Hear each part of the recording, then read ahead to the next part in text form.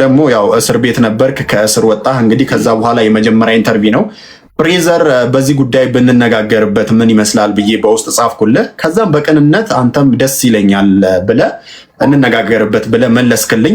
ስለ ቅንነትህ እሺ ስላልከኝ፣ ስለ ትሁትነትህ በውስጥ ብዙ ነገር ስናወራ ነበረ፣ የተለያዩ ማስረጃዎችን ስንላላክ ነበረና ለዛ ሁሉ ነገር አስቀድሜ አመሰግናለሁ ልልህ እፈልጋለሁ ፍሬዘር።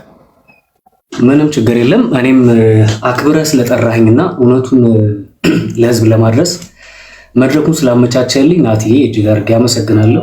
ቴንክ ዩ። መልካም። ምናልባት እንደ መግቢያ አለባበስ ጥቁር ነውና ምክንያት ይኖረው ይሆን ጥቁር የለበስክበት? መግቢያ እንደ መግቢያ እንጠቀመው። አይ እውነት ለመናገር ዝም ብለው ቤት ውስጥ ያገኘሁትን የለበስኩት፣ ግን በዚህ አጋጣሚ በልብሴ ጉዳይ ራሱ አንዳንዴ እንደዚህ ለምሳሌ ከእስር ከወጣሁ በኋላ የመጀመሪያውን ቪዲዮ ስሰራ ቀይ ሸሚዝ ነበር የለበስኩት እና ቀይ የዛ ምልክት ነው ሁሉ እያሉ አንዳንዶች እንደመነጋገሪያ ሲያደርጉት አይቻለሁ። ግን ያስብበት አይደለም የለበስኩት፣ ጀስት ያው ቤት ያፈራውን የለበስኩት ከዛ አንፃር።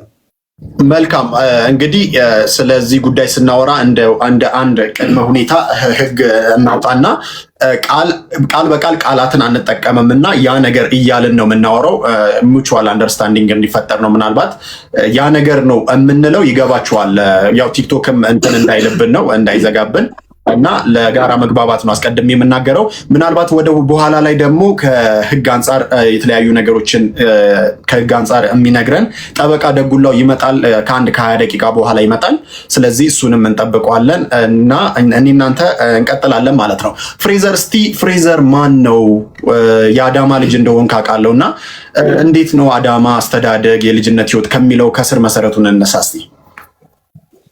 ኦኬ እንግዲህ ፍሬዘር በአዳማ ከተማ ተወልዶ ያደገ ሲሆን ሙሉ ስሜ ፍሬዘር ፍቃዱ ይባላል። የፍቃዱ ኃይለማርያም ልጅ ነኝ። ያው አባቴ ያሳደገኝ የጀግና አባት ልጅ ነኝ። በዚህ አጋጣሚ እንግዲህ ከልጅነቴ ጀምሮ በብረታ ብረት ስራ ሙያ ላይ ተሰማርቼ የምገኝ አሁንም በዛ የብረታ ብረት ስራ ሙያ ላይ የምገኝ ወንድም ነኝ። ጎን ለጎን ደግሞ በዚህም በሶሻል ሚዲያ ላይ እንግዲህ በተመቻቸው መሰረት ማንኛውም ሰው የመሰለውን ሀሳብ ወጥቶ የመናገር መብቱ የተጠበቀ ነው በሚለው በህገ መንግስታችን መሰረት የማውቃቸውን የተወሰኑ ነገሮችን ሼር በማድረግ እታወቃለሁ። በተለይ በሪሌሽንሺፕ ዙሪያ ከሴቶች ጋር በተገናኘ ለሴቶች ያው ስለ ወንዶች አጠቃላይ ባህሪ ለሴቶች ከፍቅር ግንኙነት ጋር በተገናኙ የኖርኳቸውን ላይፎች ሼር በማድረግ እታወቃለሁ ማለት ነው። እንግዲህ ከሞላ ጎደል ይሄ ነው። እንዲሁም ደግሞ ባለትዳር፣ በዚህ አጋጣሚ ባለትዳር ነኝ። ይሄን ይመስላል እንግዲህ ባጭሩ። መልካም እንመለስበታለን። ያው ከስር መሰረት እየመጣን ስለሆነ ምናልባት ፍሬዘር ፍቃዱ ስላልከኝ አብዲ ማን ነው? አብዲ ቅጽል የሚባል ቅጽል ስም አለክ? አብዲ ማን ነው? የሆነ የላክልኝ ማስረጃዎች ላይ ስሰማ አብዲ ብሎ ሲጠራ ነበር አንድ ጓደኛ እና አብዲ ማን ነው? አብዲ ሳይሆን በዚሁ ክሊር አድርገልኝ። የሰፈር ስሜ ነው አቢ ያ አቢ የሰፈር ስሜ ነው። ያው ፋዘር፣ ጎረቤት፣ ወንድሞቼ እና የሚጠሩኝ በዛ ነው። ትክክለኛ ስሜ ደግሞ ፍሬዘር ፍቃዱ። ጓደኛ እዛ የላክልኝ ማስረጃዎች ላይ ብሎ የጠራህ አቢ ነው?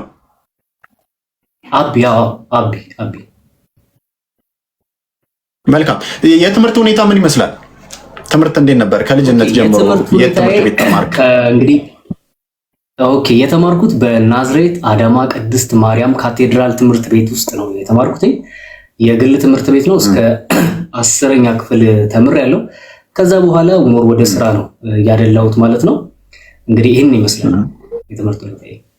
መልካም። ሃይማኖትህ ምንድን ነው? ሃይማኖቴ ያው ፕሮቴስታንት በሚለው ውስጥ ነው የሚያዘው። በቃ ፕሮቴስታንት ብለህ ያዘው። ለምን ፕሮቴስታንት ብለህ ያዘው አልከኝ? ማለት ክሊር አይደለም ነው? ለዛ ሳይሆን እኔ ትንሽ ፕሮቴስታንትም ላይ የማልቀበላቸው አንዳንድ ነገሮች አሉ። ለምሳሌ ክርስቲያን ብዬ ራሴ መጥራት እወዳለሁ ብዙ ጊዜ። ለምሳሌ ኦርቶዶክስን የማልወክልበት አለ፣ ፕሮቴስታንቱን የማልወክልበት አለ፣ ካቶሊኩን የማልወክልበት አንዳንድ ነገሮች ስላሉ ጀስት ክርስቲያን ብለህ ብትጠራኝ ብዬ አስቤ ነው። ግን ያው ግልጽ እንዲሆን ፕሮቴስታንት ብለህ ያዘው። መልካም። አይ ግልጽ እንዲሆን ስለፈለግኩ ነው። ምክንያቱም አስተሳሰብ ያንተ ነው እዛ ቦታ ላይ ያለው። እዚህ ጋር ግን ለኢንተርቪው ግልጽ መሆን አለበት። አሁን የትኛው የእምነት ተቋም ውስጥ ነው ያለው ለሚለው ፕሮቴስታንት ብለን እንያዘው። ያዘው፣ ችግር የለውም ያዘው። ያ ለምንድን ነው ይሄንን የጠየቅኩ? እንግዲህ ያው የተገናኘንበት ጉዳይ ይታወቃል እና ከፕሮግራም አቅራቢ ጋዜጠኛ አትበሉኝ ስላለ ፕሮግራም አቅራቢ ሶፎንያስ ጉዳይ ጋር በተያያዘ እንግዲህ ብዙ ነገር ተፈጥሯል መሀላችሁ ላይ። እንግዲህ እንዴት እንደተገናኛችሁም እንዴት እንደነበረም ወደ በኋላ የምናነሳው ይሆናል እና ከሃይማኖት አንጻር ይህንን ጉዳይ እንዴት ታየዋለህ? ያው ያ ነገር ነህ ተብለህ ትጠረጠራለህ። ለዚያም አዎ ከሃይማኖት አንጻር እንግዲህ እኔ በተወሰነ ያህል ያው ሞር በጣም ጠልቄ ብዙ ነገሮችን አውቃለሁ ማለት አልችልም። ነገር ግን ከሃይማኖት አንጻር ያው በብሉይ ኪዳንም እንደ አንድ ክርስቲያን ያው አብዛኞቻችን ፕሮቴስታንት፣ ካቶሊክ፣ ጆቫ ዊትነስ፣ ሜቶዲስት፣ ኦንሊ ጂሰሶች ብለን የምንጠራቸው ግን በአጠቃላይ ኦርቶዶክስ፣ ካቶሊክ ብለን በክርስትና ውስጥ የምንመራ መጽሐፍ ቅዱስ የሚመራ ሰዎች በብሉይ ኪዳንም በሎጥ ዘመን ይመስለኛል ምናልባት አብዛኞቻችሁ ታውቃላችሁ ብዬ አስባለሁ።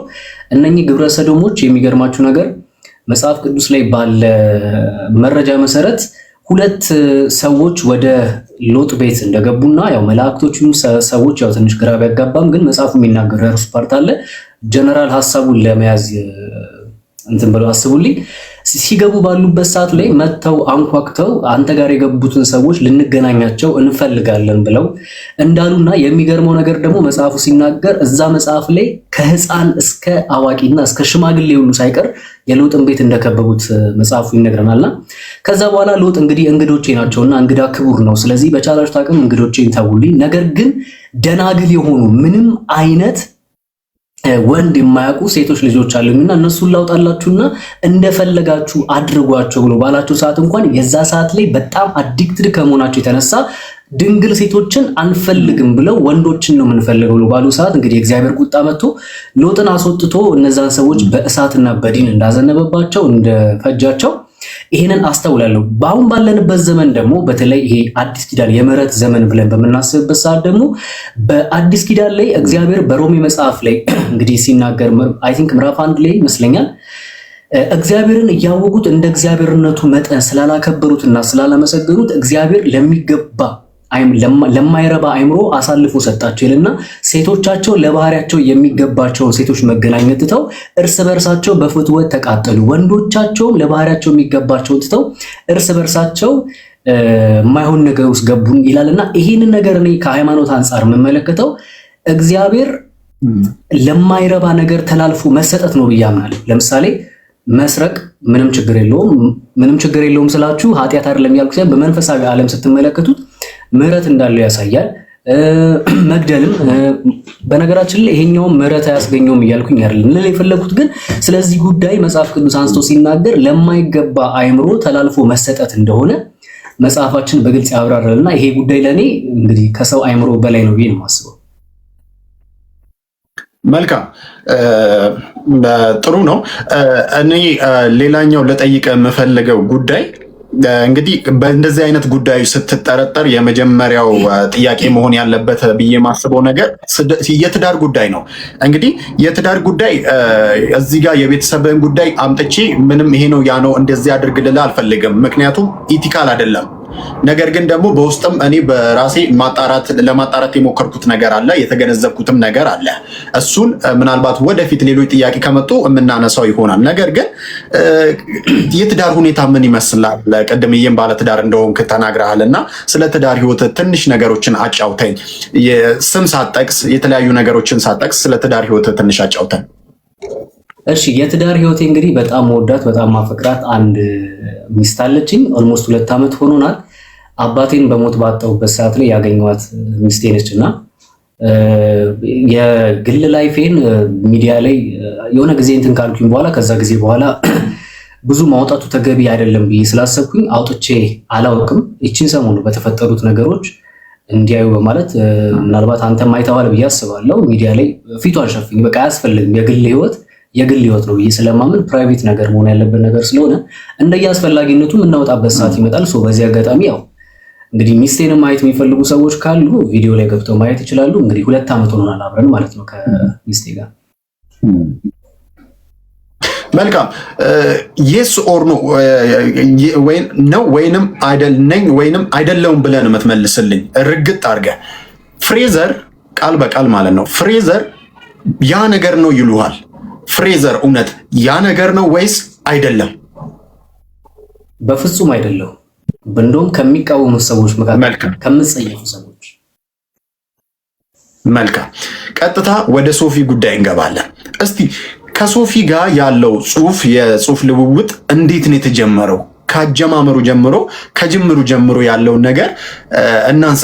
ምናልባት ግን ወደ ሶፊ ሳንገባ ከዛ በፊት ዩቲዩብ ላይ መሰራቸው ነገሮች አሉና አንዱም ደግሞ እንዲያስጠረጥር ያደረገ ጉዳይ ስለ ፍቅር ጉዳዮች፣ ስለ ሴክሹዋል ጉዳዮች ነው እና ዩቲዩብ ላይ የምትሰራው እነሱ ነገሮች እንዴት ጀመሩ? ምን አይነት ነገር ነው? ምንድን ነው የምትሰራው? እሱ ነገር ምንድን ነው የሚለውን ነገር በደንብ ብታብራራለን።